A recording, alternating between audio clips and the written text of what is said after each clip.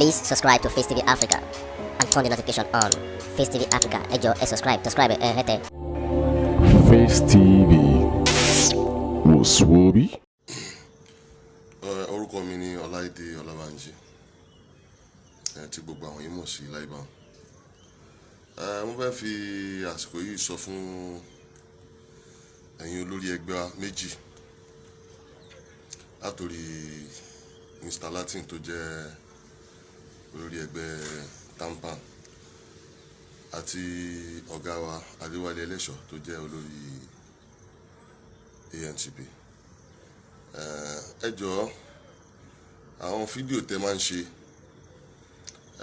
àgàgà yìí tí Mr. Latin ṣe tẹ́ ṣe interview pẹ̀lú Tókunbọ̀ Abọ́dẹ̀rìn tí gbogbo àwọn èèyàn mọ̀ sí Epsabod. Ẹ jọ̀ọ́ torí Ọlọ́run ẹ má ṣerú ẹ̀ mọ́. Báwo lẹ ṣe máa ṣe interview pẹ̀lú olórí burúkú ẹ̀dá? Ẹ má jẹ́ kí irú ẹ̀ wáyé mọ́. Interview tí fídíò tí ọ̀gá wa Adéwálé Ẹlẹ́ṣọ̀ tẹ́yìn náà ṣe tẹ́ wá ń bẹ Tókunbọ̀ Abọ́dẹ̀rìn Epsabod tẹ́ ń pè níyà wa, ẹ má bínú, ọmọ ọdún mélòó gan ni Epsabod gangan fúnra ẹ̀. Mo ti mọ Epsabod nísìnyí ó ti lé ní 30 years. Àtìgbà tó ti ń ṣe orí burúkú ẹ̀ nílùú Ìbàdàn ni mo ti mọ̀ ọ́.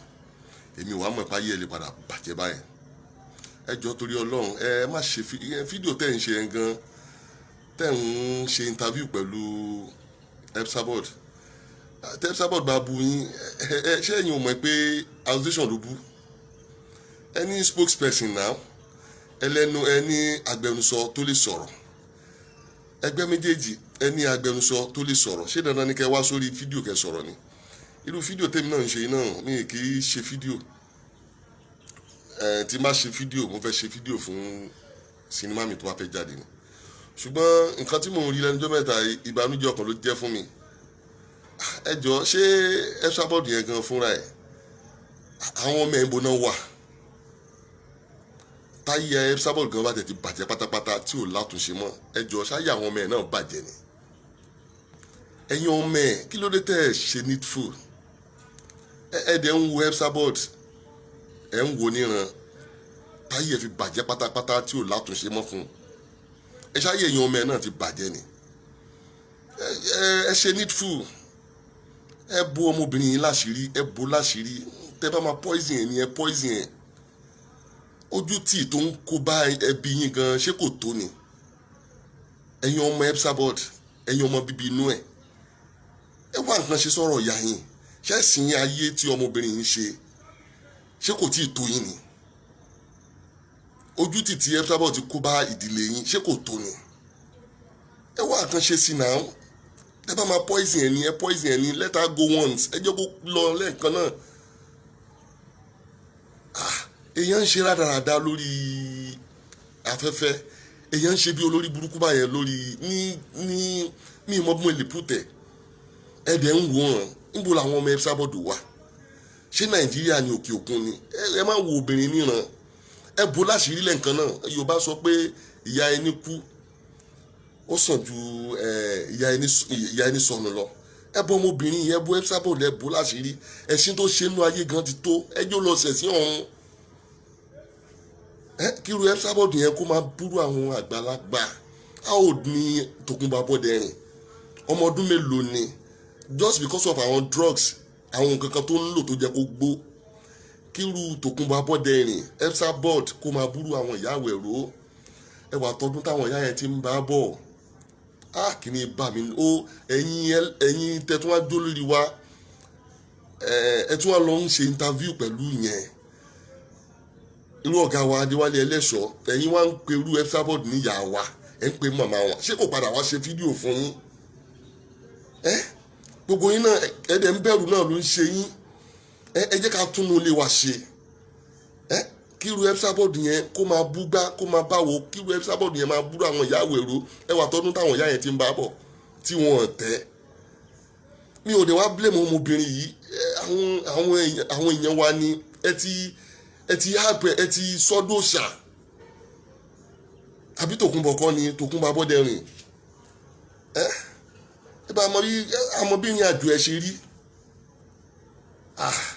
ẹ̀yin mi ò ní anything láti bá Esabod sọ bí àwọn ọmọ ẹ̀ ni mo ní bá sọ̀rọ̀ ẹ bú ọmọbìnrin yín láṣìírí bẹ́ẹ̀ bá máa poison ẹ̀ ní ẹ poison ẹ má jẹ́ ó ṣẹ̀sín mọ́ nínú àwọn tó ń jẹ́ followers ẹ̀ tó ń listen sí program tó ń ṣe mélòó nínú àwọn ọmọ yẹn ló lè tọ́ka sí tó lè sọ pé ló lè fi irú Esabod tọrọ pé ìyá òun ni ẹ wo bọ́ọ̀bù mi yẹn ṣe ń ṣẹ̀sín lórí kìnìún ẹ̀yin ọmọ ẹ̀dẹ̀ ń wò ẹ wá nǹkan ṣe sí ẹ bú Esabod láṣìírí ẹ poison ẹ̀ ẹjọ́ lọ let her go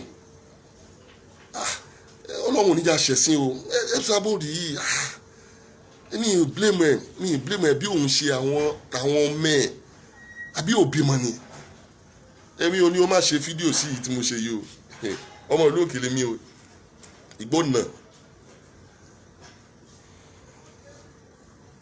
ìgbónà típíkà tá a bá ṣí wèrè lákọ̀ ọ̀gbá tí lójú wèrè tọ́jọ́ ń ṣe wọléwọ̀de ẹ̀rù oníbà wèrè tọ́jọ́ ń ṣe pàdípàdé o mi ò ní má ṣe fídíò mo má tiẹ̀ láìkì kò ṣe fídíò padà